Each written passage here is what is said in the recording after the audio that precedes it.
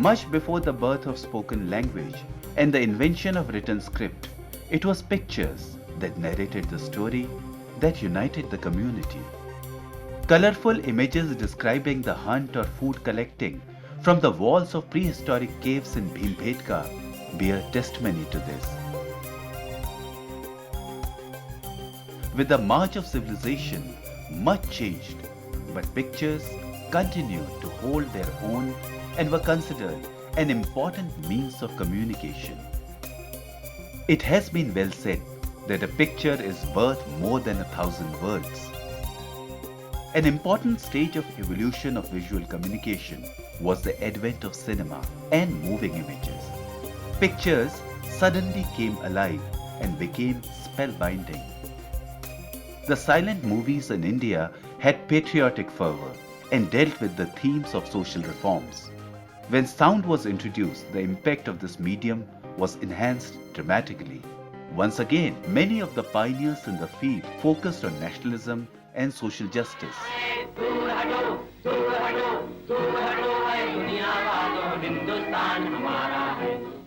The films made during the freedom struggle and in the immediate aftermath of independence mirrored the mood of the Indian people and gave voice to their dreams of democratic self-rule.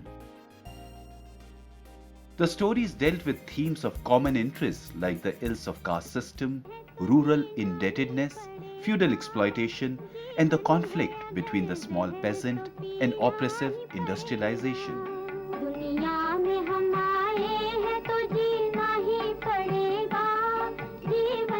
In South India, almost all the leaders of the Dravid social reform movement were professionals in the film world. They used the medium to communicate effortlessly with the masses, transcending the barrier of literacy. Annadurai, M.G. Ramachandran, and Karunanidhi used films brilliantly for their cause. In Andhra Pradesh, N.T. Rama Rao did the same. He performed mythological roles symbolizing the victory of good over evil and as a savior of the poor. The audiovisual media captured the hearts and the minds of the masses immediately and more effectively than the print. For most people today, electronic medium is synonymous with television. The present generation is also largely unaware of the advent and evolution of television in India. It was the visionary space scientist Vikram Sarabhai who foresaw the potential of this medium for education and development. Experimental telecasts called SITE began under the umbrella of ISRO. Project SITE was implemented in the most backward areas of 6 states.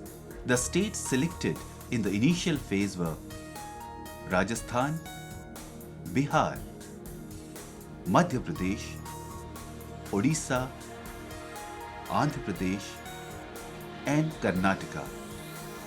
Community viewing was arranged through clusters of villages of 2,000 viewers each. Television began in 1959, 15 September 59, and it used to be a weekly broadcast. Weekly broadcast for 45 minutes for teleclubs opened by the government, so that get some feedback from there. Gradually, the duration increased and school TV started and like that. So we came to about 2 hours a day. Basically, programming was social messages and related to in an interesting manner. News came later on. In 67, 68. Later, news and current affairs along with agricultural extension programs were broadcast from Doordarshan Kendra, Delhi. Krishi Darshan became one of the most popular programs watched widely in the countryside and is considered to be the harbinger of the Green Revolution. It played a significant role in changing mindset of the tradition-bound villagers and made them receptive to new scientific practices.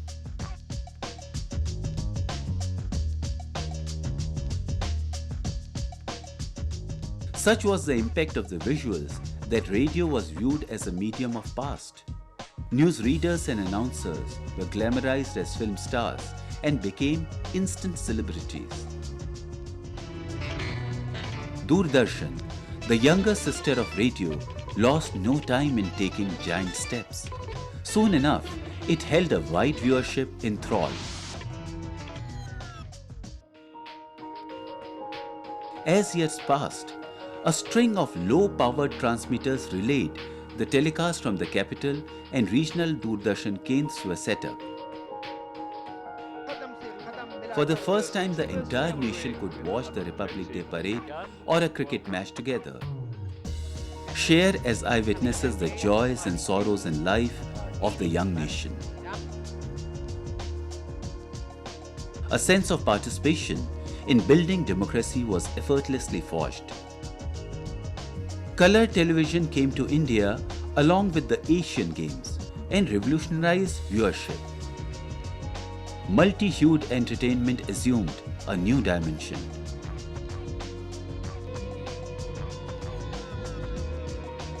It wasn't long before, following in the footsteps of sports, serials and soap operas made their debut. Doordarshan as a public broadcaster was conscious of its responsibilities, and serials like Hum Log and Bunyad communicated a strong social message.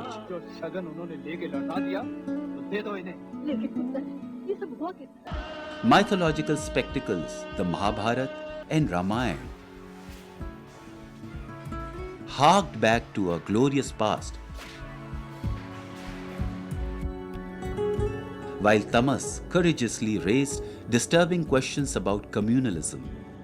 Bharat Ek Khoj, based on the classic work by Jawaharlal Nehru, celebrated the resplendent diversity of our land. Other programs introduced in the wake of the advent of color focused on folk arts and crafts and healthy entertainment for the whole family with substantial educational content. All of them encouraged national integration.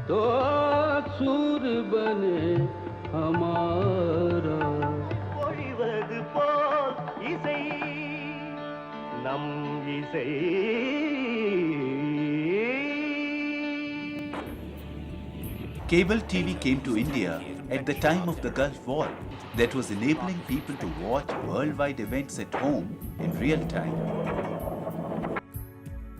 Satellite transmission followed soon after and knit the nation together even more closely. Next milestone was reached when India launched INSAT, a communication satellite that had a footprint covering the entire subcontinent. Private channels were allowed to enter when economic reforms were ushered in and the era of liberalization began.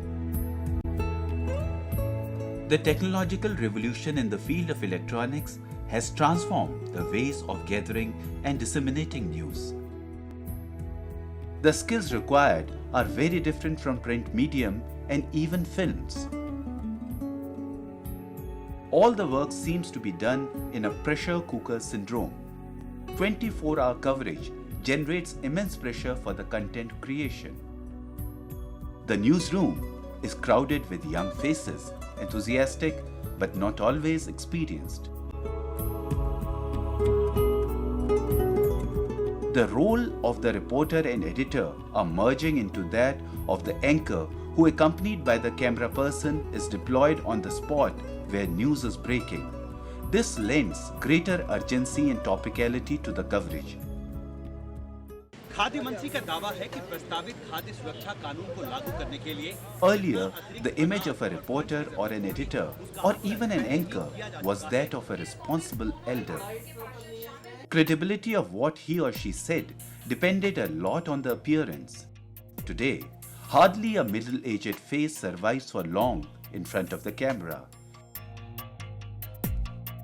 It is believed that the large mass of young relates much better to appear of their own age.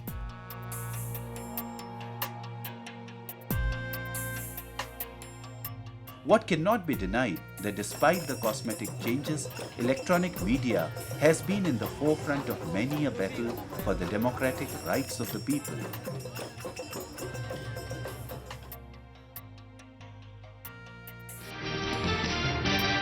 breaking news just Breaking coming in. news, Protests however have great, once again is erupted dealt in with a Srinagar. light touch and at times with little sensitivity and sufficient India restraint. and Pakistan. This has given rise to criticism that television is a medium that necessarily trivializes and sensationalizes news, leaving very little time for reflection and analysis. This is the age of instant. See, everything is instant. Television has actually changed public taste and perception in a big way because they give the news and analysis instantly. It is now visual media, their impact is far greater, and it is 24/7, so it is on hot trail all the time. I think the problem really is that anything, you don't have really time, you're committed to the position you take and the first reaction. And most people will find it very difficult then to retract that position and say no new evidence has come and therefore I change my position.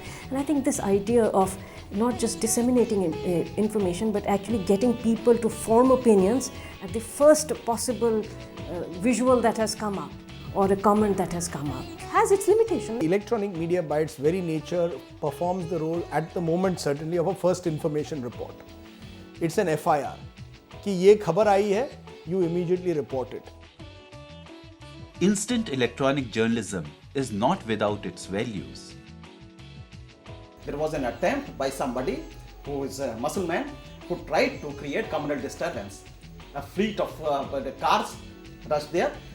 Within 15 minutes, there were cameras and all those persons fade away.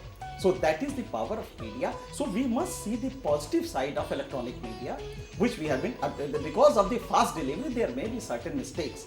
But by and large, we are serving a greater cause to strengthen this democracy. As the first reports from remote The coverage of natural calamities and disasters in television has greatly facilitated the relief and rehabilitation और work. फिलहाल इन लोगों को जो कुछ सहायता मिल रही है वो सेना की तरफ से। दूरदर्शन समाचार, Srinagar. Those who have survived are learning to pick up bits of their life. Vying with each other to be the first with breaking news, the camera persons and anchors have often helped the entire nation to unite in response to cope with the crisis.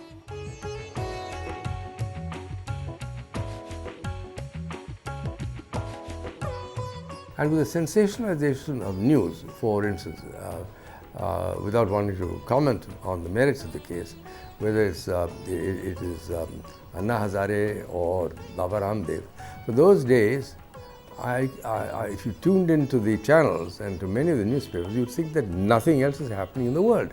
This is the only thing. Television in recent times has been accused of blowing events out of proportion, hijacking political agenda, and at times encouraging anarchy.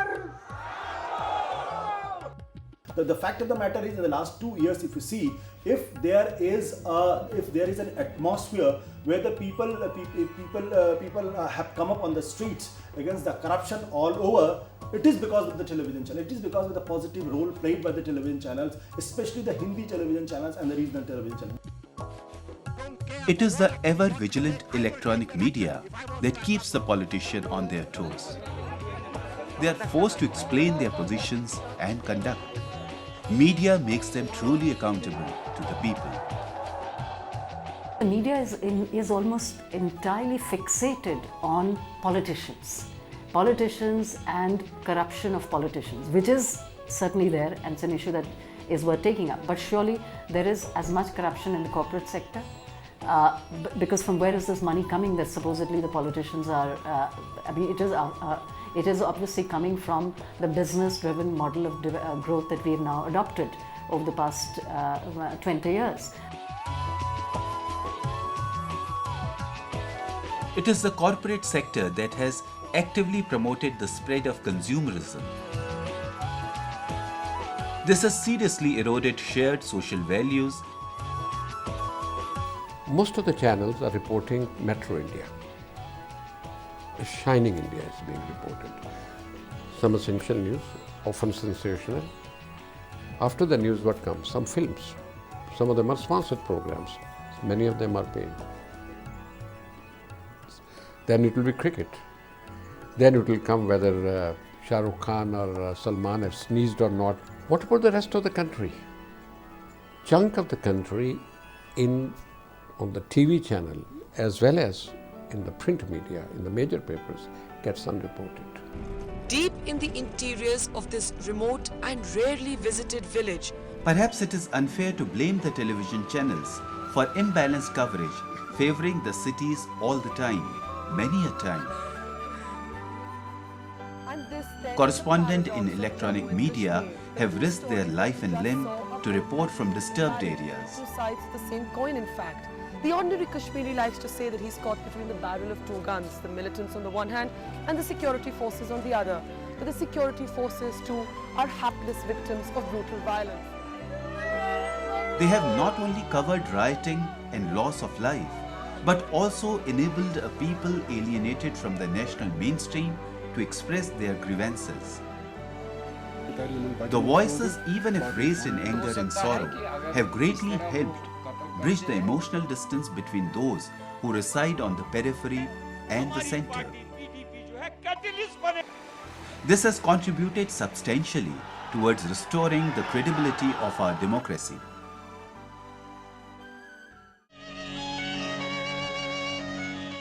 Long ago, before the advent of television, it was radio that brought home information and entertainment to the masses. The wireless sets and the transistors bridged time and space miraculously. Radio transcended the literacy barrier and enjoyed great credibility as the official source of news.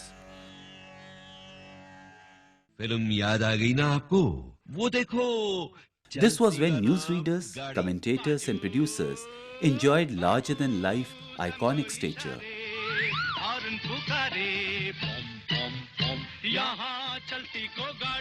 Melville DeMello, Devkinandan Pandey and Jasdev Singh are only a few of those immortal voices. Eyewitness accounts of all major events were conveyed through evocative word pictures. The listeners experienced together the agony and ecstasy of unfolding events, and none can deny the role played by radio in emotional integration of India. Greatest achievement of both these organizations has been somehow able to preserve the heritage, especially our classical heritage. Now, classical music, for example, you don't see it anywhere in any commercial channel.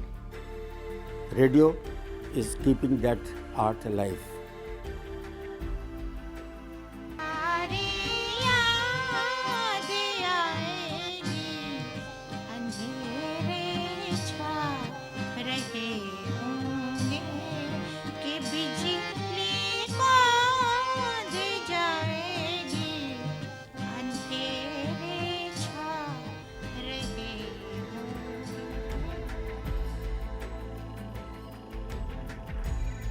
Television's popularity seemed to sound the death knell of radio. Yeah, and welcome to another round of Matchless Music Hour, brought to you by 102.6 AIR FM. It surprised many when radio arose phoenix-like in its immensely popular FM avatar. When it was decided by the government to allow private players in the field, it literally allowed 100 flowers to bloom. Until the middle of the 90s, a small country like Nepal had more FM radio stations than India. Today we have 250 FM radio stations. This number will go up to 1,200 in the coming 5 years. What is even more remarkable in the context of democracy is the proliferation of community radio. Namaste Pastapur.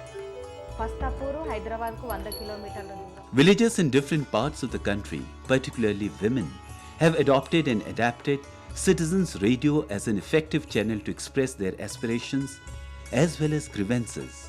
Community radio has given the users a great sense of empowerment. Programs are planned and produced with the listeners, members of the community. villagers graduate from handling the humble portable cassette recorder to operating sound mixers and broadcast equipment. Running a community radio station with regular transmission requires inclusive, democratic management. Nothing can match the satisfaction of self-esteem gained after technology has been demystified and mastered. The people engaged in community radio movement are confident that the voice of the people can't be silenced or stifled once it's broadcast. Community radio is essentially a democratic medium of communication, as it encourages participation and involvement of listeners striving to engage in a two-way communication.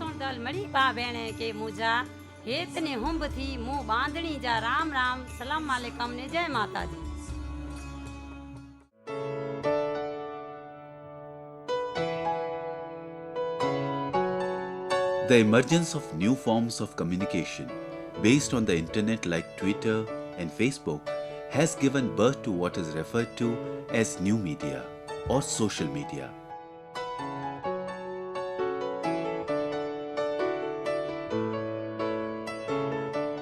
Even though historically media has been important in sustaining a democratic dialogue, it's really been controlled by very few people. If you could characterize them in three ways, when the state had the absolute monopoly on information, that was a one-to-many medium. When that moved into a larger number of people, newspapers, etc., it became a few-to-many. Really what we see now with social media is a many-to-many, right? So you have many more people actively involved in the ownership and in the participation of this fourth pillar, which can only make the pillar a lot stronger. This has given birth to a whole set of complex issues related to freedom of expression, regulation, and control. The right that we have for free speech is a constitutional right, it is not a government-given right. We are dissolving certain kinds of boundaries. And one boundary we are dissolving is that between private speech and what is called broadcasting, public speech.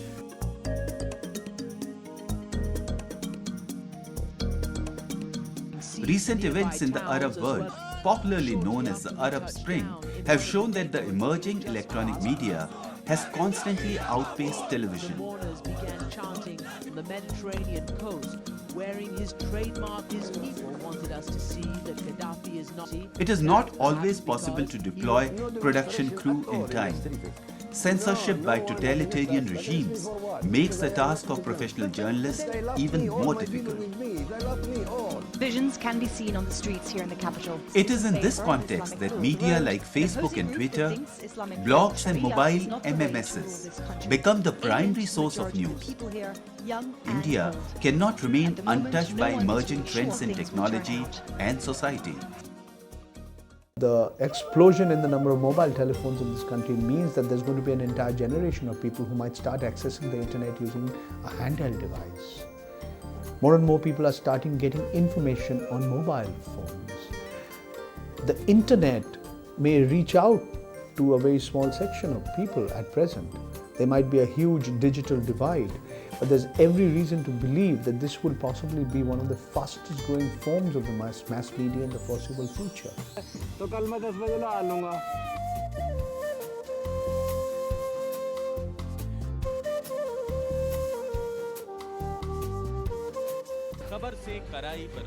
In recent years, electronic media in various Indian languages has been particularly active. Regional channels have proliferated with great pace. With increasing competition, a greater diversity of opinions is encountered and journalistic standards have improved. And I think overall balance tells you that the more competition there is, the better the chances that you can still get good journalism coming out. And I see this happening on television. Many of the local televisions, particularly those started by political parties, do not have that credibility as those who refuse to be partisan in an overtly ideological manner. The relationship between audiovisual media and print too has been discussed in depth. So with the competition, even the print media in India has grown tremendously. Tremendously it has grown. TV has also grown, virtual media has also grown. So a population of 120 crore, let's not think about that in 5 years' time the print will disappear, or the TV will disappear and the virtual world will take over. All three will exist, will survive, will complement each other and will compete with each other. Many scoops and stings have exposed scams and scandals involving not only politicians and bureaucrats, but also members of the higher judiciary and generals in the armed forces. Welcome to the special show, The Adarsh Fallout. He has been convicted by the General Court Martial. At times, the coverage has been sensational and has inflamed passions. The issue of media trials has understandably engendered great heat. For example, in America, the O.J. Simpson case, well, the general impression was that trial had become a soap opera, and it was believed by reasonable people that the ultimate outcome was affected by the media trial. All that you need to do, or you are entitled to do, is to report what transpired at a hearing, and not mix it with your opinion, not give it a tilt, and not prejudge the issue. While media insists that it has only done what is its right and duty, there is no general agreement and the debate rages on. Media is something that has enriched Indian democracy. It has emerged as a check and balance on the misuse of power and has justified the term that it is the fourth pillar of Indian democracy. Freedom of expression is the lifeblood of democracy. At the same time, it has to be considered that this cannot be an unfettered right. On the balance, it has acted responsibly and strengthened the fabric of our democratic life. It has given voice to the silent majority who earlier had no opportunity to express their opinions and articulate their aspirations.